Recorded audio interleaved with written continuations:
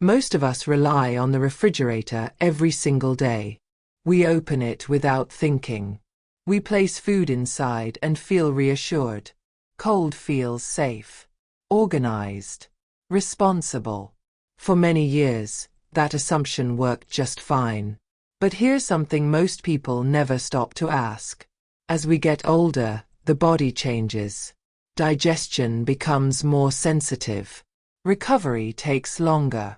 Small stresses affect us differently than they once did. Yet our kitchen habits often stay exactly the same. Not because we've checked them carefully, but because they've become automatic. Some habits don't cause immediate discomfort. There's no sudden pain. No clear signal that something is wrong. That's what makes them easy to overlook. Over many years, small daily choices can quietly add up. They may influence how heavy food feels, how comfortable digestion feels, how steady energy feels throughout the day. This isn't about panic. And it's not about blaming the past. It's about awareness. Because after 60, the body doesn't always tolerate the same routines in the same way. What once felt neutral may slowly become harder to handle. And many of these habits aren't discussed. They're rarely questioned. They're simply passed along from one decade to the next. Today is about taking a closer look. Not to frighten you, but to help you notice what may have been quietly working against your comfort without you realizing it. Because sometimes, the smallest habits are the ones with the longest reach. Now, let's begin. Number 1. Potatoes. Potatoes are one of the most commonly refrigerated foods in Australian homes. For many people, this habit feels sensible. They're bought in bulk.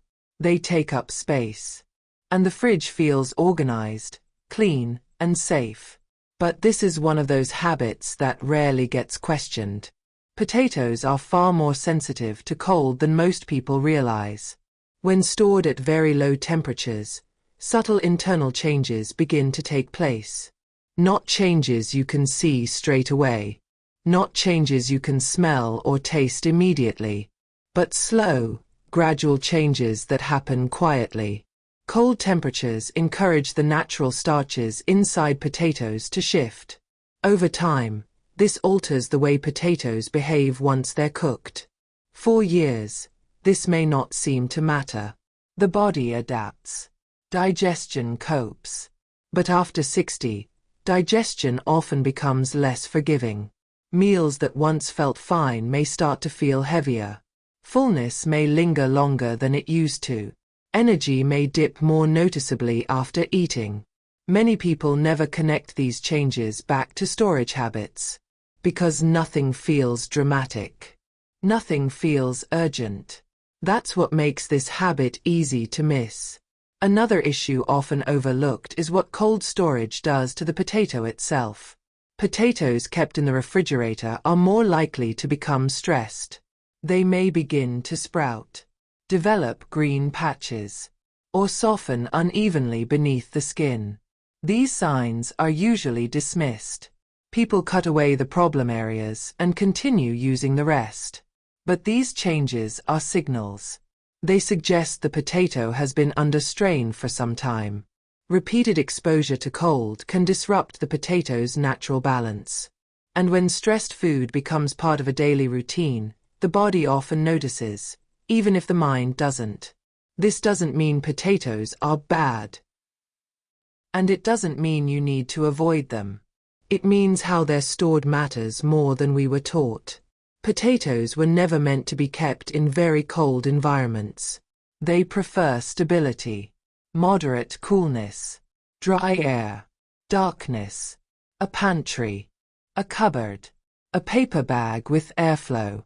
When stored this way, potatoes tend to remain firmer and more predictable. They cook more evenly. And many people find they feel easier on the body after meals. This isn't a dramatic change. It's a quiet one. But when repeated week after week, year after year, small adjustments like this can gently reduce unnecessary strain on digestion and energy. especially after 60, when comfort matters more than speed or convenience.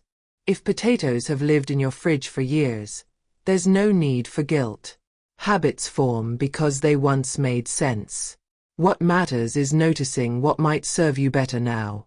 And as we move to the next food on this list, you'll begin to see that potatoes aren't alone, because several everyday foods respond to cold in ways most of us were never told about. Number 2. Onions. Onions are another food that many people place straight into the refrigerator. It feels logical. They have a strong smell. They last longer in the cold. Or so we assume.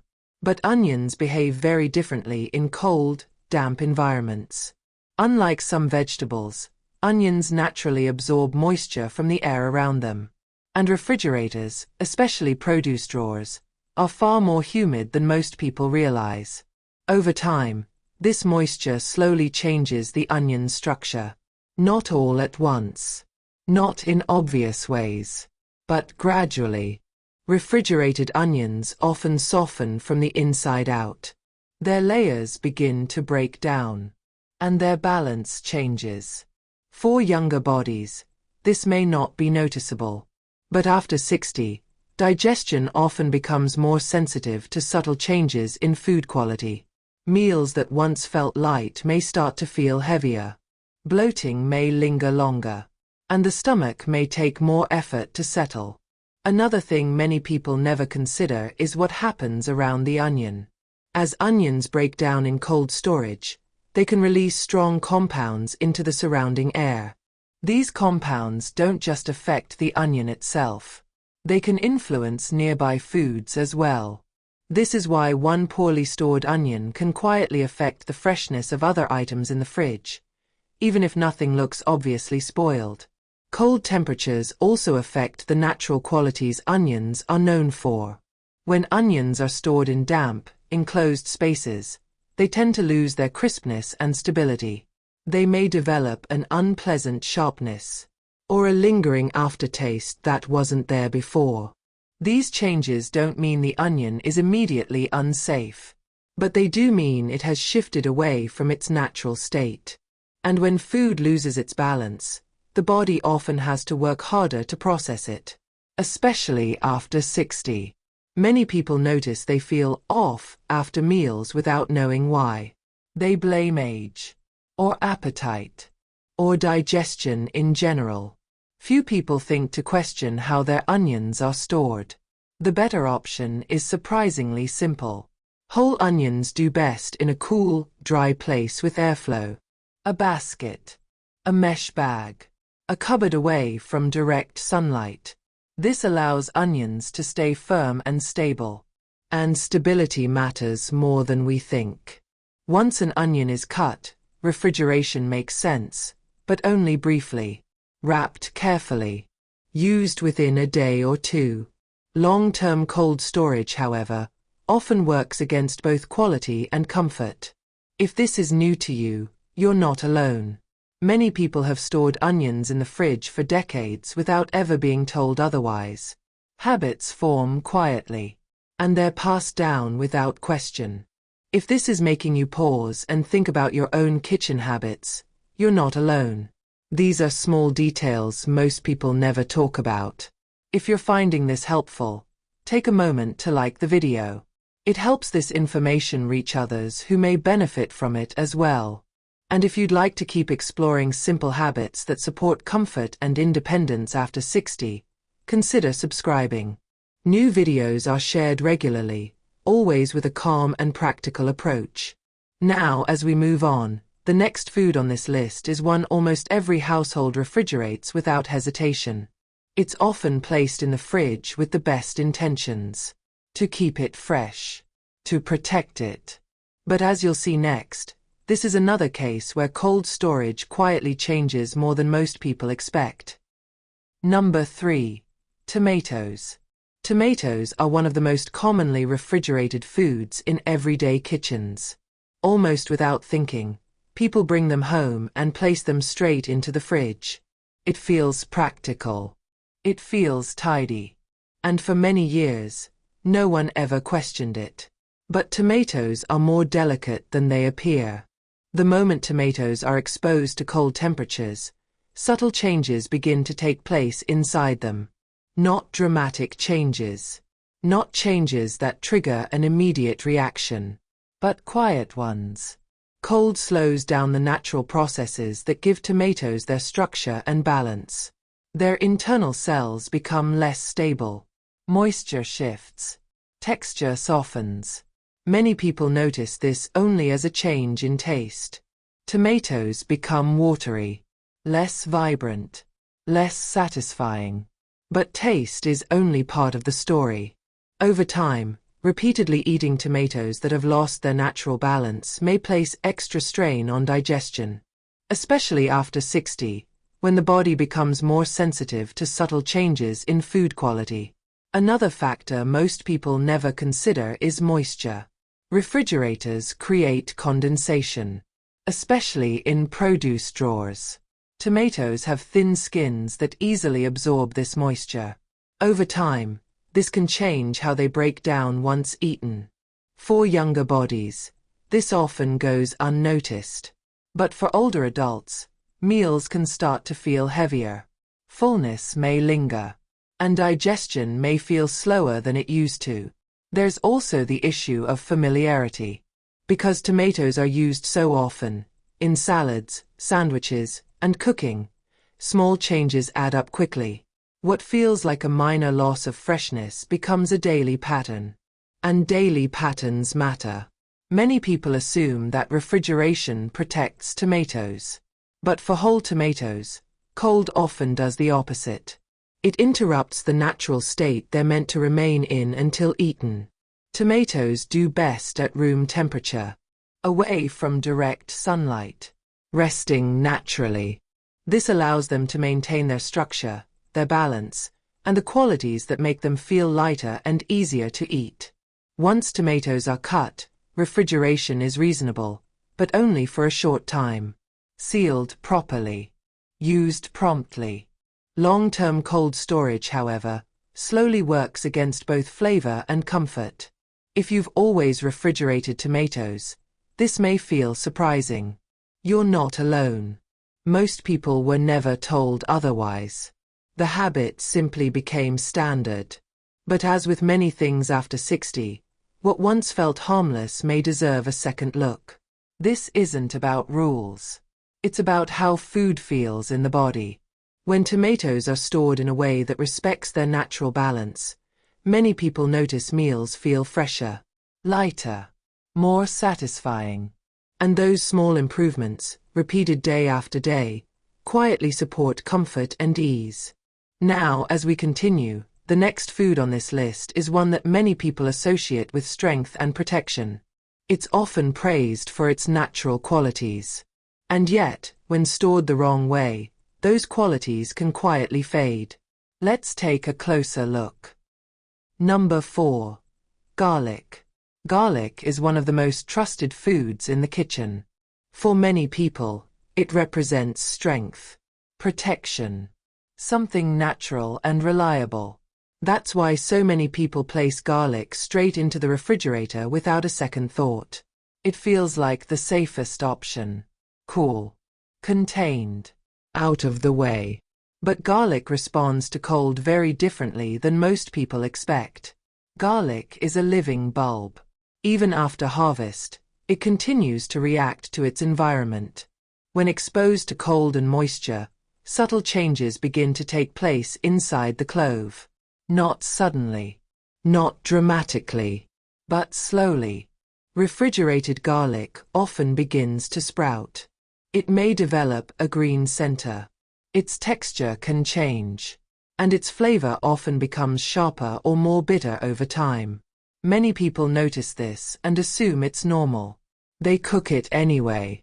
They adjust recipes. They move on.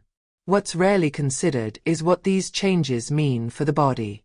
Cold, damp conditions interfere with garlic's natural balance. The qualities that make garlic feel supportive and gentle can gradually weaken. For younger bodies, this may not be noticeable. But after 60, sensitivity tends to increase. Foods that once felt grounding may begin to feel harsher. Digestive discomfort may linger longer. Meals may feel heavier than expected. Another factor that's often overlooked is moisture. Garlic stored in the refrigerator is constantly exposed to humidity. And humidity creates instability. Over time, this environment encourages breakdown within the clove. Sometimes visible, sometimes not. Garlic may look fine on the outside, but inside, it can be changing in ways that aren't immediately obvious. This is why refrigerated garlic often has a shorter usable life than people expect, and why it sometimes leaves a stronger afterfeel than it used to. Again, nothing dramatic happens overnight. That's what makes this habit easy to ignore. But repeated week after week, year after year, small stresses like this can quietly add up, especially in a body that's already adapting to age. The intention is good. People refrigerate garlic to protect it. But protection isn't always about cold. Garlic prefers a dry, well-ventilated environment. Room temperature, airflow, stability, a small bowl on the bench, a hanging basket, somewhere it can breathe. When stored this way, garlic tends to remain firmer, more balanced, and for many people, easier on digestion. Once garlic is peeled or chopped, refrigeration does make sense, but only briefly. Sealed properly. Used soon. Long-term cold storage of whole bulbs, however, often works against what garlic naturally needs. If this feels surprising, you're not alone. Garlic has been treated as a refrigerator food for decades. The habit became normal, and no one questioned it. But after 60, habits that were once neutral may deserve a second look. Not because they're dangerous, but because the body has changed. And supporting comfort now often means working with food, not against it. If you're finding yourself rethinking a few kitchen habits right now, that's a good thing. This video isn't about doing everything perfectly. It's about noticing what may quietly affect how you feel day to day. If this kind of calm, practical discussion is helpful to you, consider giving the video a like. It helps others discover content focused on comfort, independence, and healthy aging. And if you'd like to keep exploring small habits that often go unspoken after 60, subscribing is a simple way to stay connected. New videos are shared regularly, always at a steady, thoughtful pace. Now, as we move to the final food on this list, this one may feel the most familiar of all. It's a staple in many households, often stored cold without hesitation, and rarely questioned. Yet when it comes to long-term comfort and digestion, this final item may deserve more attention than most people realize. Let's take a closer look. Number 5. Bread. Bread is one of the most familiar foods in everyday life. It's simple, comforting, reliable. It's the thing many people reach for without thinking. Toast in the morning, a sandwich at lunch, a quick slice with soup or tea. And because bread feels so ordinary, most people never question how they store it. In many homes, bread goes straight into the refrigerator. The logic makes sense at first. Cold means protected. Cold means longer lasting. Cold feels like the responsible choice. But bread is one of those foods that behaves in a surprising way in the fridge. Refrigeration doesn't preserve bread the way most people expect. It changes it. Slowly, quietly, and often without obvious warning. When bread sits in cold temperatures, its texture begins to tighten. The crumb becomes firmer. The loaf loses that soft, springy feel. And many people assume it's just going stale. But what's happening is more than a simple loss of freshness. Cold storage can make bread feel heavier once eaten. Not for everyone. Not every time. But after 60, The body often becomes more sensitive to small shifts in texture and digestibility. A slice that once felt light may begin to sit differently. Fullness may last longer. The stomach may feel a little slower to settle. And energy can dip in a way that feels frustrating, because you didn't do anything wrong. You simply ate what you've eaten for years. This is what makes bread such a powerful example. Because it's not a rare food. It's not a once-a-month treat. For many people, it's daily. And daily habits have a way of adding up. Now here's the part most people don't realize. The refrigerator isn't just cold, it's also an environment where moisture behaves strangely. Open and close the fridge enough times, and you get condensation. Small droplets. Humidity pockets. Especially in sealed areas, and especially around packaged foods. And bread is almost always packaged. When bread is stored in the fridge, moisture can build up inside the bag. Not necessarily enough to be obvious.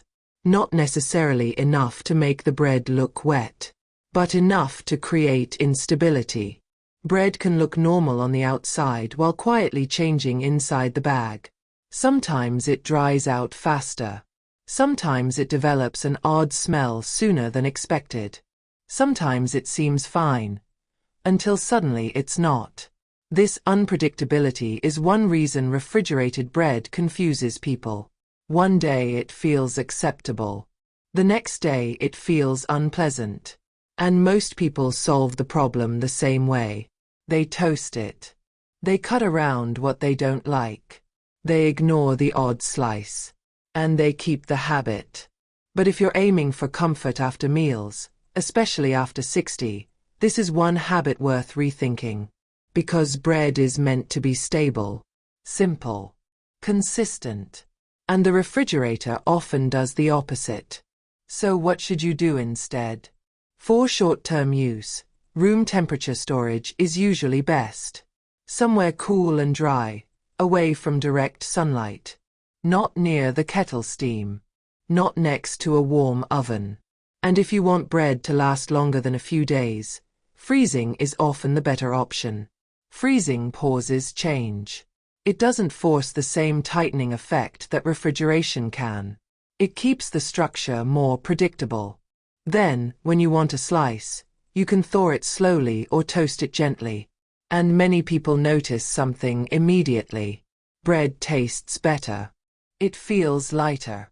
It's more satisfying. Not because it became a superfood, but because it stayed closer to the state it was meant to be in.